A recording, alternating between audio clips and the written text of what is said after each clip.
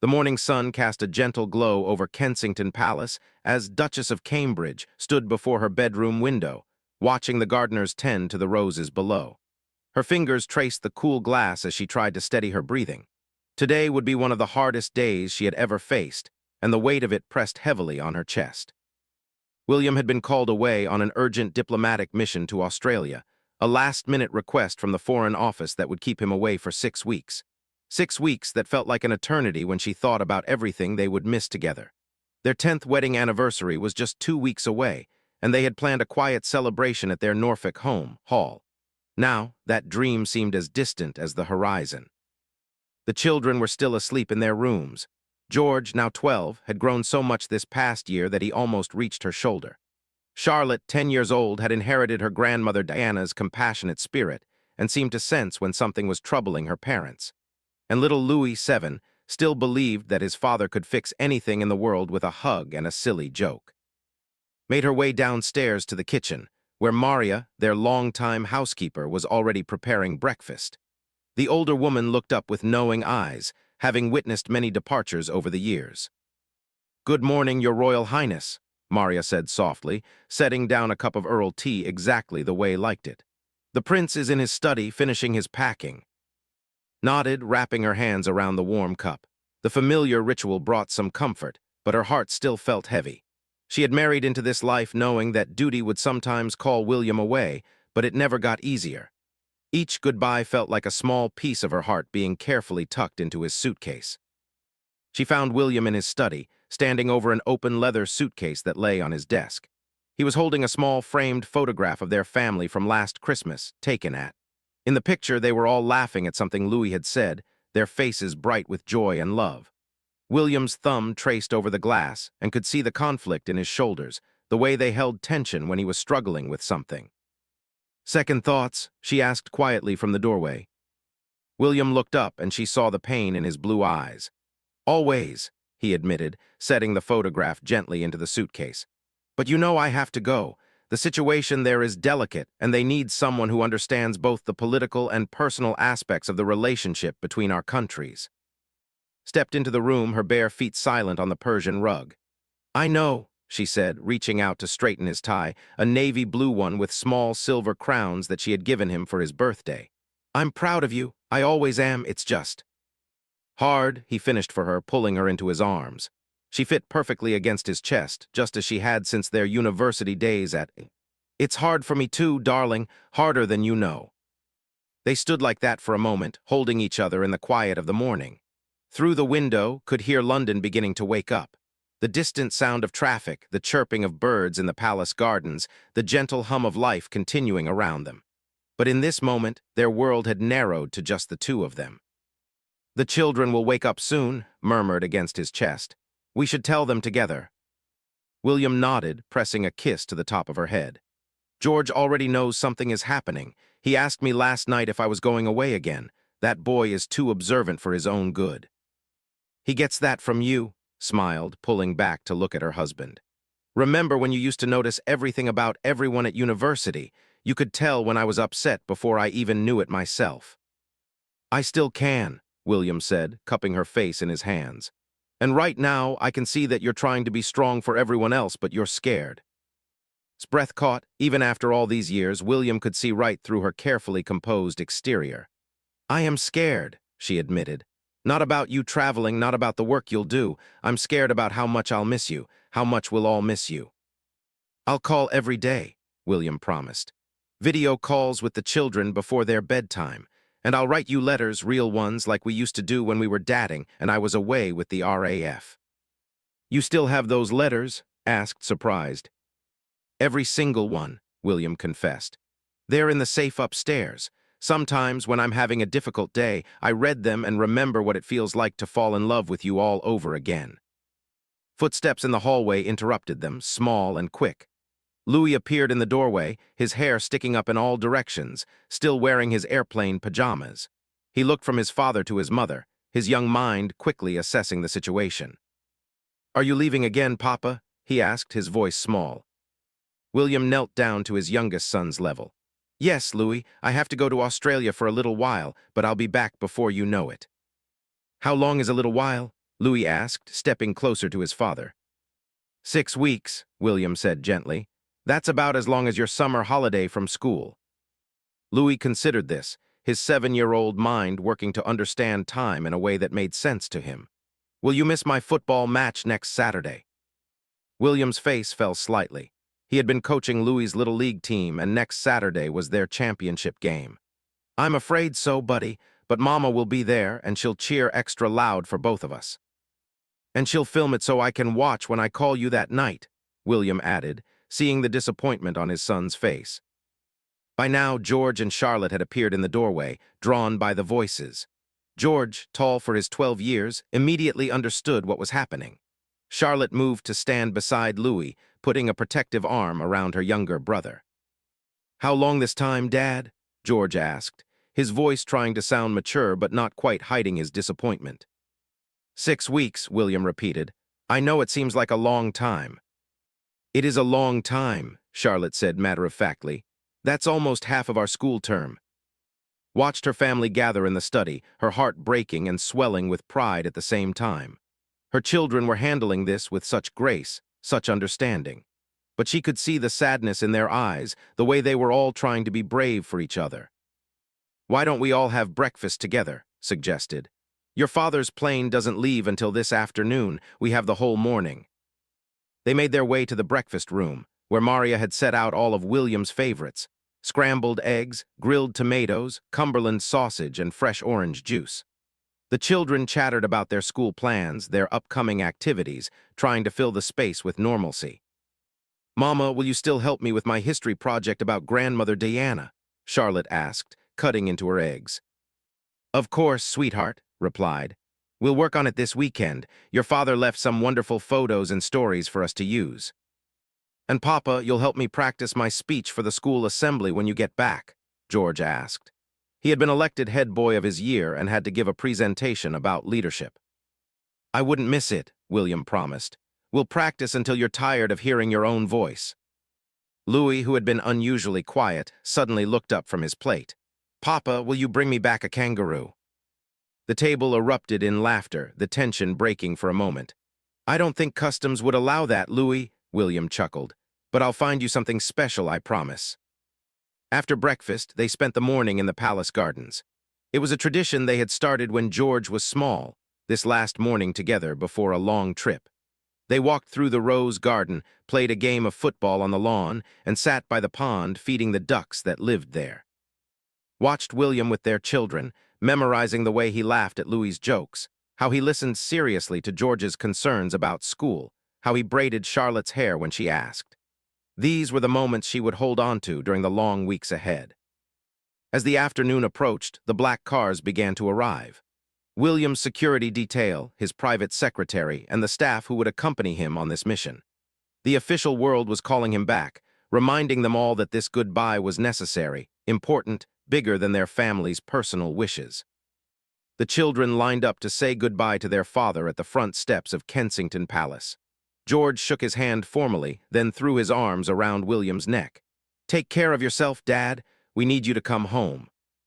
Charlotte hugged him tightly, whispering something in his ear that made him smile and nod seriously. Louis clung to his father's leg, not quite ready to let go. Be good for Mama, William said, lifting Louis for one last hug. And remember, every time you see the moon at night, I'll be seeing it too, just from a different place, so we'll never really be that far apart. Finally, it was just William and standing together. The photographers had been kept at a respectful distance, but knew that tomorrow the papers would be full of pictures of this moment. She tried not to think about that now, focusing instead on her husband's face, the way his eyes crinkled when he smiled at her. I love you, William said simply, pulling her close for one last embrace. I love you too, whispered back. Come home to us. Always, he promised. As William's car disappeared through the palace gates, stood with her children, waving until they could no longer see the black vehicle in the London traffic. The afternoon sun was beginning to set, painting the sky in shades of pink and gold. Charlotte took her mother's hand. He'll be all right, won't he, Mama? Squeezed her daughter's fingers.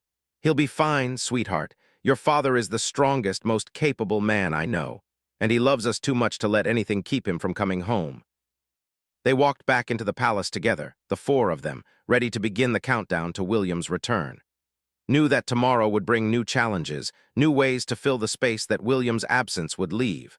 But tonight, they would video call him from his hotel in Sydney, and for a few precious minutes, they would all be together again, even if only on a screen. The goodbye had been difficult, emotional, and deeply personal, but it had also been filled with love, understanding, and the unshakable knowledge that their family bond could weather any separation.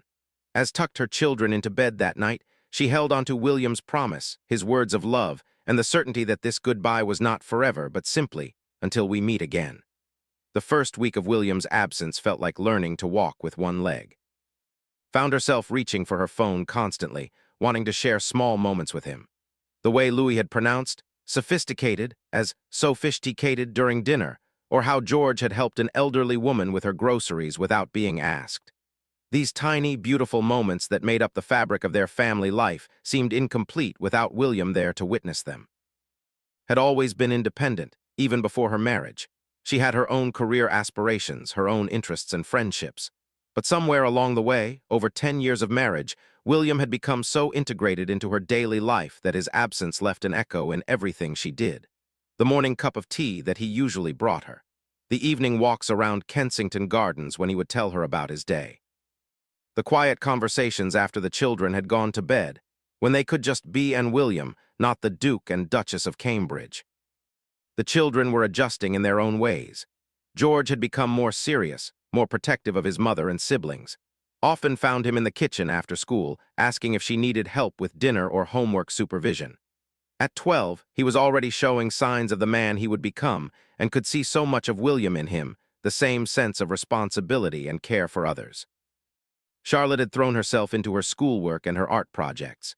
She spent hours in the palace's art room, painting landscapes and portraits, creating a world on canvas where everyone was always together. When asked about the recurring theme in her paintings, Charlotte simply said, "They're pictures for Papa's office, so he can remember home when he's working." Louis had started asking more questions about everything. Why did Papa have to go so far away? Why couldn't someone else do the important work? When would kings and queens not have to travel for work? His innocent questions often left struggling for answers that a 7-year-old could understand. How do you explain duty and service to someone who just wants his father to help him build Lego castles? The video calls helped, but they also made the distance feel more real somehow. Seeing William's face on the screen, hearing his voice with just a slight delay, watching him try to help Louis with homework from thousands of miles away, was both wonderful and heartbreaking. Technology could bridge the gap, but it couldn't replicate the warmth of a hug or the comfort of physical presence. On the 10th day of his absence, received an unexpected visitor. Queen Elizabeth, despite her advanced age, had come to Kensington Palace for tea. This was not an official visit, no photographers or formal protocol. Just a grandmother coming to check on her granddaughter-in-law and great. "You look tired, my dear," the Queen observed as they sat in his private sitting room, a cozy space decorated with family photographs and children's artwork. "I am tired," admitted. There was no point in pretending with someone who had experienced decades of royal separations. "Not physically, just emotionally. I feel like I'm running on half power." "I remember that feeling well," the Queen said, stirring her tea thoughtfully. "When Philip was away with the Navy, especially during those long deployments in the early years of our marriage. You feel responsible for maintaining everything, for being strong for everyone, for making sure life continues normally even when nothing feels normal." Nodded, grateful to have someone who truly understood. "The children are being so brave, but I can see how much they miss him, and I'm trying to be enough for all of them, but some days I feel like I'm failing." "You're not failing," the Queen said firmly. "You're doing exactly what royal wives have done for centuries. You're holding the family together while your husband serves the crown and the country. It's one of the hardest parts of this life, and one that the public rarely sees or understands." "How did you manage it?" asked, "especially with young children?" "One day at a time," the Queen smiled. "I made sure the children knew their father loved them, even when he couldn't be there. I created special traditions for when he was away and different traditions for when he returned. And I learned to find strength in the knowledge that the work he was doing mattered, that our sacrifice as a family was part of something larger than ourselves." They talked for nearly 2 hours about marriage, motherhood, duty, and the unique challenges of royal life. When the queen left, felt lighter somehow, as if a burden had been shared and therefore lessened. That evening, during their video call with William, was surprised by how different she felt. Instead of focusing on how much she missed him, she found herself excited to share the details of their day. Louis's successful spelling test, Charlotte's beautiful drawing of the Australian flag, for Papa to show his new friends, George's goal in football practice. "You seem different tonight," William observed, his image pixelating slightly as the connection fluctuated. "Happier somehow." "Your grandmother came to visit today," explained. "She reminded me of something important, that missing you is just proof of how much we love you, not a weakness to overcome." William's expression softened on the screen. "I miss you too, darling, more than I can express in these calls. But hearing about your day, seeing the children's faces, knowing that you're all thriving even without me there, it makes me incredibly proud." "Tell us about Australia, Papa," Charlotte interrupted, bouncing into view of the camera. "Did you see any kangaroos yet?" William laughed, the sound slightly delayed but still wonderfully familiar. "Not yet, sweetheart, but I did see some very colorful parrots today, and the people here have been incredibly kind. They keep asking about you all." "What do you tell them?" George asked, joining his sister in front of the camera. "I tell them that I have the most amazing family in the world," William said, "and that every day away from you makes me appreciate how lucky I am." As the call ended and tucked the children into bed, she reflected on how the conversation had felt different, more connected somehow, despite the distance. Perhaps it was the Queen's wisdom, or perhaps it was simply the natural adjustment that comes with time. Either way, something had shifted. The next few days brought their own challenges and discoveries. Had lunch with old friends from her university days, women who knew her before she became a duchess, who could remind her of who she was beyond her royal role. She took the children to their favorite in Notting Hill, where they each chose a book to send to William. She started a new photography project, documenting their daily life to share with him when he returned. On the 15th day, made a decision that surprised even herself. She called her mother-in-law, asking if she could arrange a surprise for William.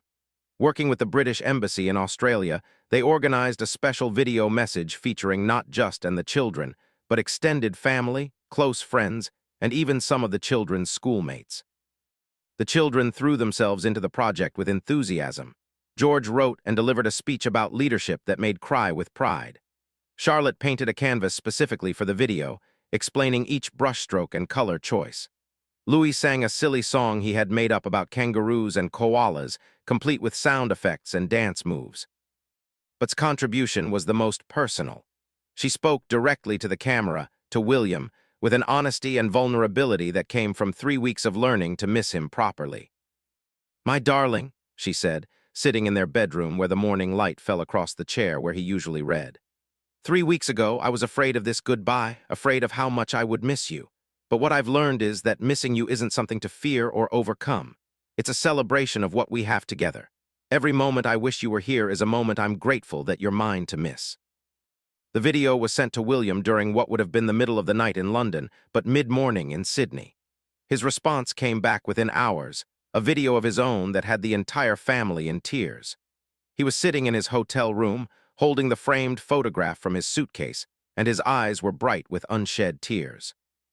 "Thank you," he said simply. "Thank you for reminding me that distance doesn't diminish love, it amplifies it. Thank you for being strong enough to miss me and secure enough in our love to let me go. I'm coming home to you soon, and when I do, I'm going to hold each of you until you're tired of being held." That night, as lay in their bed, she realized something profound had happened during these weeks apart. Their relationship had deepened, not despite the separation, but because of how they had chosen to handle it. They had proven to themselves and each other that their love was strong enough to stretch across continents, flexible enough to adapt to technology, and secure enough to grow even when they were apart. The children had grown too, in ways that might not have happened if William had been home. George had stepped into a leadership role within the family, Charlotte had found new ways to express her emotions through art, and Louis had learned that love doesn't disappear just because someone goes away. 3 more weeks to go, thought as she drifted off to sleep. 3 more weeks until their family would be complete again. But now, instead of feeling like an eternity, it felt like time they could treasure, anticipation they could savor. The goodbye that had once seemed impossible had become a bridge to an even stronger love, a deeper appreciation for the precious ordinariness of family life. Tomorrow would bring new challenges, new moments to navigate without William, but fell asleep knowing that she was not just surviving his absence, she was using it to build something even more beautiful for his return. The goodbye that had touched a nation was also transforming their family, making them stronger, more connected, more grateful for the love they shared. In Sydney, William was having the same realization, looking out at the harbor lights and counting the days until he could hold his family again. The goodbye had been difficult, but what it was teaching them all about love, about family, about the preciousness of time together, was a gift neither of them had expected. Sometimes the most beautiful hellos come after the most difficult goodbyes. The final week of William's mission arrived with an unexpected twist.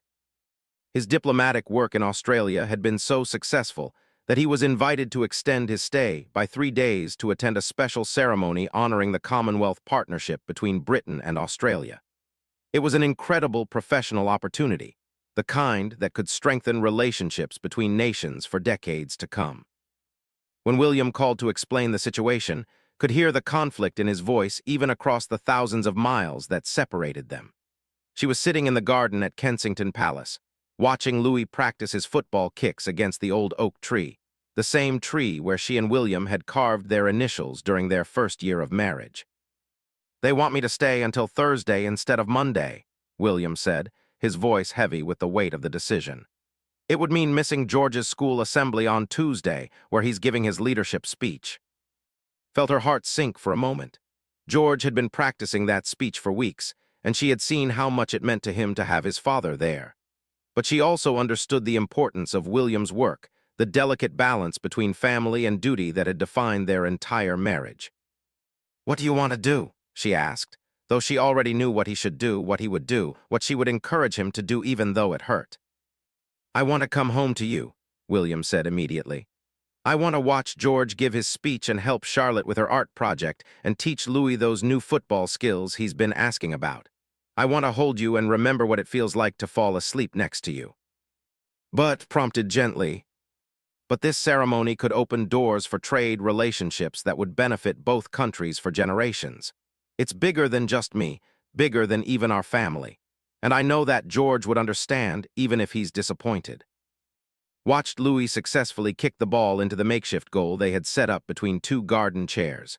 Her youngest son pumped his fist in the air and looked around for someone to celebrate with. When he saw her on the phone, he ran over, his face bright with accomplishment. "Mama, did you see? I scored. Tell Papa I scored," Louis whispered excitedly, not wanting to interrupt her call.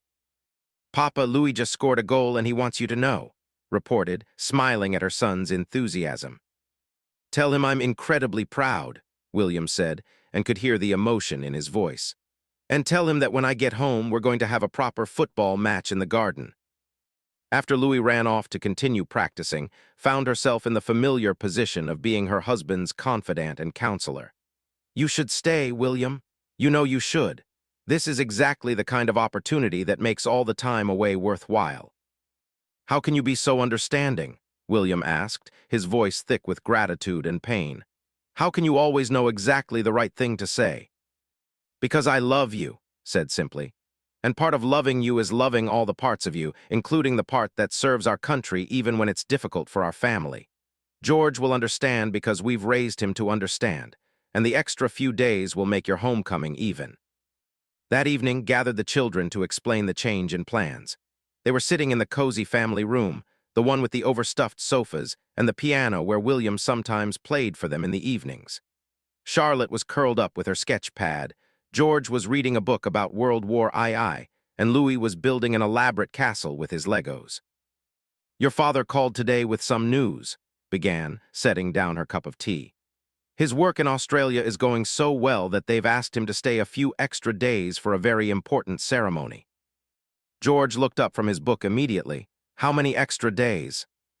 "3," said honestly. "He won't be home until Thursday now instead of Monday." The disappointment on George's face was immediate and heartbreaking. "But my speech is on Tuesday. He said he would be there." "I know, sweetheart," said, moving to sit beside him on the sofa. "And he's absolutely heartbroken to miss it. But sometimes being part of this family means making sacrifices for the greater good." Your father's work this week could help create jobs and opportunities for thousands of people in both Britain and Australia. Charlotte set down her sketch pad. Like when Mama couldn't come to my school play last year because she had to visit the children's hospital. Exactly like that, confirmed. Sometimes we have to choose between what we want to do and what we need to do. Louis, who had been listening while continuing to build his castle, suddenly spoke up. But we can still watch George's speech, right, Mama? And we can film it for Papa. Absolutely, smiled. And I have an idea that might make this even more special. The idea had come to her suddenly, inspired by Louis's innocent suggestion. She spent the next day making phone calls, reaching out to contacts at the BBC, speaking with the school's headmaster, and coordinating with the palace press office. By Sunday evening, she had arranged something extraordinary. George's school assembly was going to be broadcast live via satellite to Australia, specifically to the ceremony where William would be speaking. Not just for William to watch, but for the entire Commonwealth delegation to see. George's speech about young leadership would become part of the official program, representing the next generation of Commonwealth citizens. When explained the plan to George on Sunday night, his reaction was everything she had hoped for and more. The disappointment that had shadowed his face for days disappeared, replaced by a mixture of excitement and nervous anticipation. So Papa will see my speech, and so will all the important people from Australia and other countries, George asked, his voice rising with each word. That's right, nodded. Your words about leadership will be heard by future prime ministers, ambassadors, and leaders from across the Commonwealth. Your father arranged for you to have one of the biggest audiences any 12-year-old has ever had. But what if I mess up? George worried. What if I forget my words or say something wrong? Pulled her eldest son into her arms, marveling at how tall he had gotten, how much he had grown during these weeks without his father. Then you'll take a breath and keep going, just like your father does when he's speaking to world leaders. Courage isn't about never being scared, George. It's about doing the right thing even when you are scared. The night before the assembly, the family had their video call with William as usual. But this time, the atmosphere was electric with anticipation rather than heavy with missing him. The children were all talking at once, excitedly sharing their plans for the next day. Papa, are you nervous about your ceremony? Charlotte asked. A little, William admitted. But mostly I'm excited to hear George's speech. I've been telling everyone here about my brilliant son who's going to teach us all about leadership. No pressure, George, William added with a laugh that made his son grin. I've been practicing with Mama every night, George said proudly. She says I sound just like you when you give speeches. Better than me, I'm sure, William said, his love for his family radiating through the screen. I wish I could hug you all right now. 3 more days, Papa, Louis announced, holding up 3 fingers. 3 more sleeps and then you come home. Tuesday morning dawned bright and clear, perfect for what was already thinking of as one of the most important days in their family's history. She helped George into his school uniform, the one with the special leadership badge he had earned, and noticed that her hands weren't shaking even though her heart was racing with pride. The school assembly was scheduled for 10 a.m. London time, which would be 8 p.m. in Sydney, perfect timing for the end of the Australian ceremony.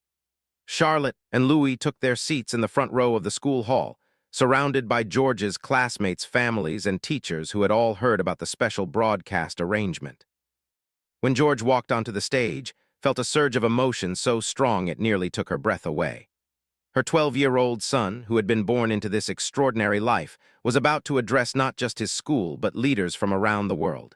And he was doing it with grace, with confidence, with the kind of natural leadership that couldn't be taught, only nurtured. Good morning, everyone, George began, his young voice carrying clearly through the hall and new across the world to his father. I want to talk to you today about what I've learned about leadership, not from books or lessons, but from watching the leaders in my own family. What followed was 10 minutes of the most eloquent, heartfelt speech had ever heard from someone so young. George talked about his father's dedication to duty even when it meant missing family moments. He spoke about his mother's strength in holding the family together during difficult times.